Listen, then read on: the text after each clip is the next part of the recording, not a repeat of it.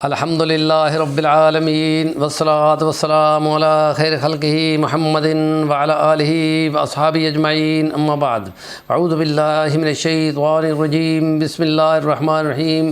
یا ایھا الذین آمنوا لا تأکلوا اموالکم بینکم بالباطل وتدلوا بها الی الحکام لتأکلوا فریقا من اموال الناس بالاسم وانتم تعلمون۔ صدق اللہ العظیم۔ رب اشرح لی صدری یسر لی امری واحلل عقدۃ من لسانی یفقہوا قولی۔ 9 دسمبر international day of anti corruption. آج عالمی طور پر انسداد رشوت ستانی کا یا بدعنوانی کا دن ہے۔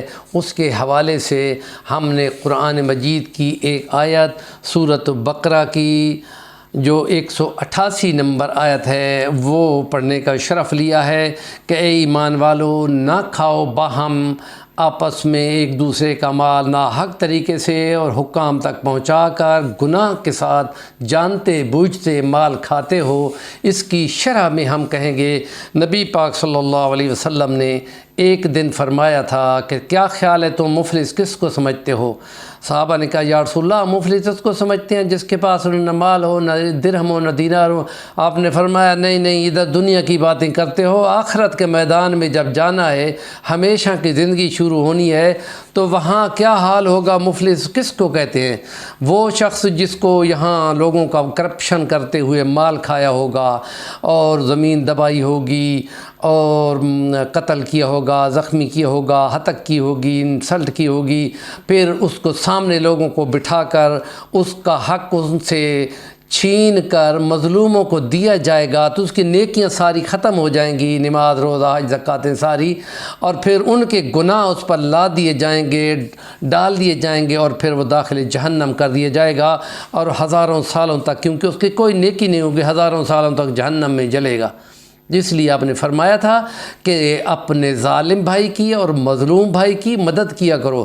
صحابہ کہتے ہیں یا رسول اللہ، ہمیں مظلوم کی تو سمجھ آئی، ظالم کی تو سمجھ نہیں ہے۔ آپ نے فرمایا اپنے اس بھائی کی مدد کرو کہ محشر کے میدان میں ظالم یہاں ہے، محشر کے میدان میں وہاں مظلوم بنا کھڑا ہوگا اور تمام ظلم کے بدلے چکا کر مارا جائے گا، اس لیے اس کو وہاں مظلوم بننے سے بچاؤ، یہاں ظالم نہ بنے، اس کو روکو۔ تمنعہ من الظلم فذلک نصرک ایاہ۔ تو یہاں کرپشن کو روکنا، کرپشن مالی کرپشن نہیں ہے، اخلاقی کرپشن بھی ہے، اور بدعنوانی بھی ہے، میرٹ پہ نہ چلنا بھی ہے، بے انصافی کرنا بھی ہے۔ ہم اگر تاریخ اسلام میں جائیں تو نبی پاک صلی اللہ علیہ وسلم کے دور سے پیدا ہونے والا یہ نظام، اس میں ایسا تھا کہ کم سے کم دو خلفاء کے بارے میں آتا ہے کہ فاروق اعظم کو بھی عدالت نے بلایا تھا اور وہ ساتھ کھڑے ہوئے تھے، مدعی دعویٰ کرنے والا جو تھا اس کے ساتھ کو کھڑا کر دیا گیا تھا، اور جب جج نے کہا کہ امیر المومنین آئے ہیں، ان کو کرسی پیش کرو، تو انہوں نے فرمایا تم پہلی بے انصافی کر رہے ہو، انصاف کا قتل مت کرو، پوری طرح کرو، ہم برابر کھڑا کرو۔ اور پھر حضرت علی المرتضیٰ کا دور خلافت ہے، اور وہاں قاضی شریح کی عدالت میں یہودی نے دعویٰ کیا تھا کہ ان کے قبضے میں میری ایک زرہ ہے، جنگی ہتھیار ہے، تو بلا لیا گیا تھا اور سامنے کھڑا کر کے اور کہا آپ کے پاس کون سے گواہ ہیں؟ فرمایا یہ میرا بیٹا گواہ ہے حسن، اور یہ میرا غلام جو ہے گواہ۔ آپ نے فرمایا دونوں گواہیاں قبول نہیں ہو سکتی، لہذا مقدمہ جو ہے وہ یہودی کے حق میں کر دیا گیا۔ یوں انصاف ہوتا ہے تو پھر نان مسلم کلمہ پڑھنے پہ مجبور ہوتے ہیں۔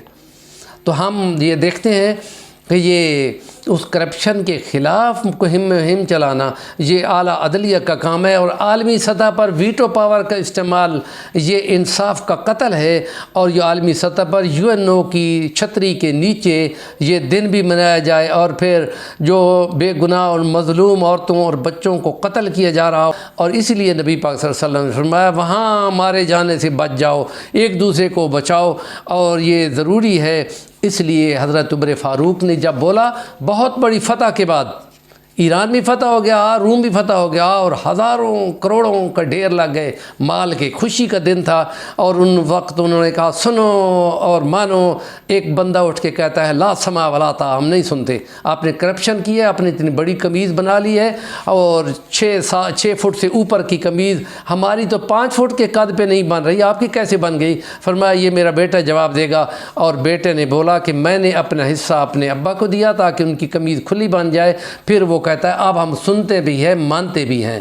اور اسی فاروق اعظم نے خالد بن ولید کو سسپینڈ کر دیا تھا کہ انہیں 80,000 کا درہم کیوں ایک شاعر پہ لٹا دیا؟ فرمایا اپنی جیب سے خرچ کیا ہے۔ اور فرمایا ایک چیف آرمی مسلمانوں کی فوج کے سربراہ کو یوں فضول خرچی کرنے ہم اجازت نہیں دیتے، ہم تمہیں سسپینڈ کرتے ہیں، اور عہدے سے اتار دیا۔ تو یہ چیزیں ہوتی ہے جو مسلمانوں کی ثقافت کے لیے۔ اور اسی فاروق اعظم نے اس غریب عورت کے گھر میں، جس عورت کی بچی ماں کو کہہ رہی تھی اماں پانی نہ ملاؤ دودھ میں، یہ بددیانتی ہے، یہ زیادتی ہے، یہ کرپشن ہے، اور صبح اسی بچی کا رشتہ لینے فاروق اعظم پہنچ گئے، اور اسی فاروق اعظم نے دیا بجھا دیا تھا کہ تم اپنے کام سرکاری کام کے لیے آئے تو یہ سرکاری دیا نہیں جل سکتا، یہ میں نے اپنے جیب سے جو تیل ڈالا ہوا ہے پھر میں اس کا دیا جلاتا ہوں، اور پھر تم بات کرو گے، ورنہ یہ کرپشن بن جائے گی اور پھر میں حساب آخرت میں نہیں دے سکتا۔ یہی جواب ثانی عمر بن عبدالعزیز نے دنیا کو بتایا تھا کہ میرے بیٹوں کا عید پہ کپڑا صحیح نہیں ہے، لیکن یہ میں نہیں کر سکتا کہ میں ان کی وجہ سے آخرت کا عذاب، جہنم کا عذاب سہنے والا بن جاؤں، میری اتنی ہمت نہیں ہے۔ اور دنیا نے دیکھا کہ ان کے جتنے بیٹے تھے 11، وہ تمام 10 سال کے اندر کروڑ پتی بن گئے تھے، اور انہی اموی خاندانوں کے بچے جو بہت کرپشن کرتے تھے وہ بھیک مانگتے پھرتے تھے۔ اللہ سے ڈرنا چاہیے۔ اسلام کی تعلیمات بہت اونچی ہیں اور ہم بہت نیچے کھڑے ہیں، جیسے ہم دیکھ کر حیران ہو رہے ہیں۔ ہمارے چینل کا نام ہے صفی الرحمن الوانی، ضرور سبسکرائب کر لیں، جزاکم اللہ، اور کمنٹ آئیں تو ضرور ہم ویلکم کریں گے۔